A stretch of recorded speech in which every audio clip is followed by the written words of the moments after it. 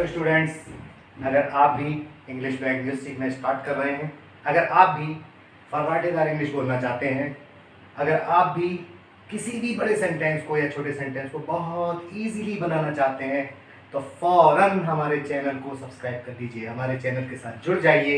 हमारे वीडियो को ज़्यादा से ज़्यादा शेयर करिए, लाइक करिए और अपने कमेंट बॉक्स में जाकर वीडियो के बारे में अपनी राय और अपने डाउट्स तुरंत लिख भेजिए।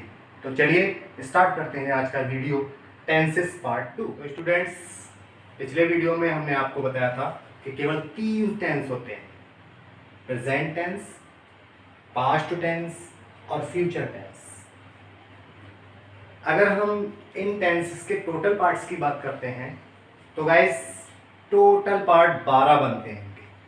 जो बेसिक इंपॉर्टेंट पार्ट्स होते हैं इन 3 टेंसेस के, तो वो 12 बनते हैं, यानी present indefinite, present continuous, present perfect और प्रेजेंट परफेक्ट कॉन्टिन्यूस। इसी तरह से past indefinite, past continuous, past perfect और past perfect continuous. Same way में हम फ्यूचर के भी 4 पार्ट कर लेते हैं: future indefinite, future continuous, future perfect और फ्यूचर परफेक्ट कॉन्टिन्यूस। तो इस तरह से 3 टेंसेस के टोटल 12 पार्ट हम बनाते हैं। इसके अलावा भी कुछ स्पेशल पार्ट्स होते हैं और स्पेशल सेंटेंसेस होते हैं, उनको हम आगे के वीडियोस में देखेंगे। तो टेंसेस के हम जो पार्ट 12 कर रहे हैं, उनके लिए आपको ये 3 टेंसेस की ऑक्सिलरी वर्ब या हेल्पिंग वर्ब भी जानना बहुत ज़रूरी है। जैसे प्रेजेंट की हेल्पिंग वर्ब्स होती हैं is, are, am, do, does, has, have. Past tense की हेल्पिंग वर्ब्स होती हैं वाज, वर, डिड, हैड। इसी तरह से फ्यूचर टेंस की जो हेल्पिंग वर्ब्स होती हैं या सहायक क्रियाएं जिनको बोलते हैं, वो होती हैं विल और शैल। अब इन्हीं टेंसेस को, जैसे मैंने अभी 12 पार्ट डिवाइड करके आपको बताए थे कि प्रेजेंट, पास्ट और फ्यूचर, इनके हम ये 4 पार्ट करते हैं: इंडेफिनिट, कंटिन्यूअस, परफेक्ट और परफेक्ट कंटिन्यूअस। अब हम विद एग्जाम्पल एक एक करके हर टेंस के 4 सेंटेंस देखते हैं और उनसे क्लियर कर लेते हैं कि किस तरह से इंडेफिनिट, कंटिन्यूअस, परफेक्ट और परफेक्ट कंटिन्यूअस सेंटेंसेस हमारे बनाए जाते हैं। तो स्टूडेंट्स, सबसे पहले प्रेजेंट के 4 पार्ट देखते हैं। जैसे एग्जाम्पल ले लेते हैं, रवि ईट्स द फूड। ये आपका प्रेजेंट इंडेफिनिट हो गया। क्यों? क्योंकि प्रेजेंट इंडेफिनिट के सेंटेंसेस जब हम बनाते हैं तो सब्जेक्ट के अकॉर्डिंग हम क्रिया की फर्स्ट फॉर्म में एस या ईएस जोड़ देते हैं। अगर हमारा एक वचन सब्जेक्ट होता है तो क्रिया की फर्स्ट फॉर्म में एस या ईएस जोड़ देते हैं। उसके लिए भी एस किस में जोड़ना है और ईएस किस में जोड़ना है, तो इसके लिए भी रूल्स हैं, वो हम आगे के वीडियो में इसकी चर्चा करेंगे। सबसे फिलहाल हम एग्जाम्पल देख के इसको क्लियर करते हैं। तो प्रेजेंट इंडेफिनिट का जो भी सेंटेंसेस हम बनाते हैं, तो उसमें हम अकॉर्डिंग टू सब्जेक्ट, यानी सब्जेक्ट के अनुसार वर्ब की फर्स्ट फॉर्म में एस या ईएस जोड़ देते हैं। दूसरा एग्जाम्पल लेते हैं, Meena is sleeping.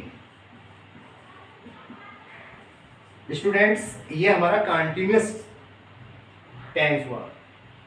Present continuous का ये सेंटेंस है क्योंकि इसमें इज और एम जो हेल्पिंग वर्ब है, इसके साथ मेन वर्ब की फर्स्ट फॉर्म में आईएनजी जुड़ी हुई है।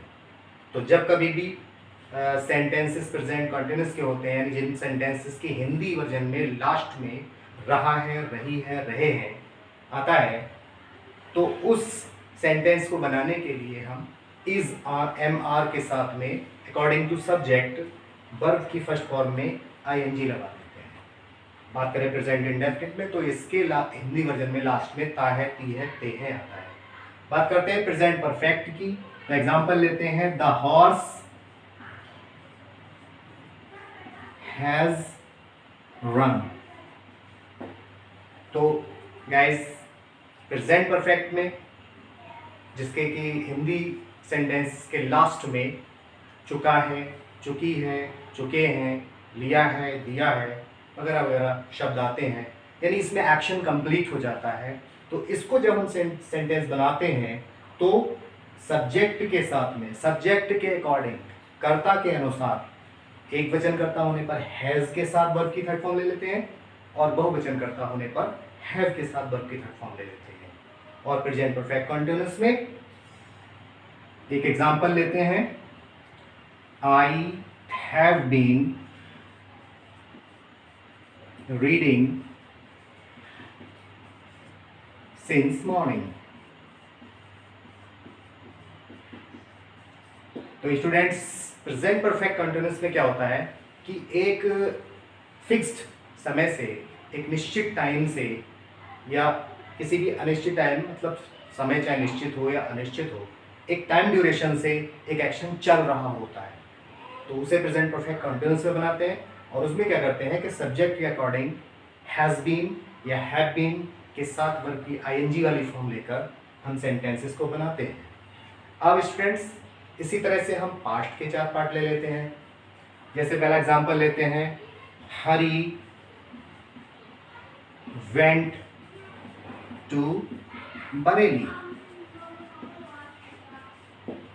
तो स्टूडेंट्स, इसमें क्या है कि पास्ट इंडेफिनिट का जो सेंटेंस होता है तो उसमें हम सब्जेक्ट के साथ, चाहे एक वचन सब्जेक्ट हो चाहे बहुवचन सब्जेक्ट हो, हम वर्ब की सेकेंड फॉर्म लेते हैं और सेंटेंस को बना लेते हैं।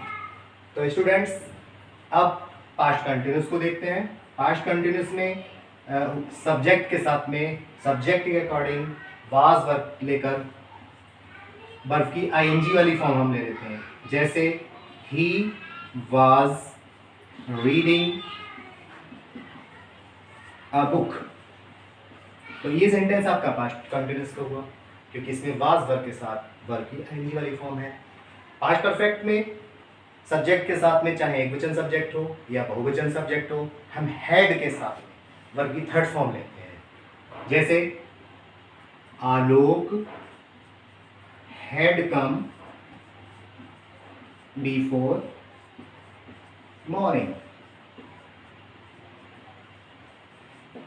तो इसमें स्टूडेंट्स हैड के साथ चाहे सब्जेक्ट आपका एक वचन हो या बहुवचन हो, सब्जेक्ट कोई सा भी हो, हमको हैड लेना है और हैड के साथ थर्ड फॉर्म लेनी है।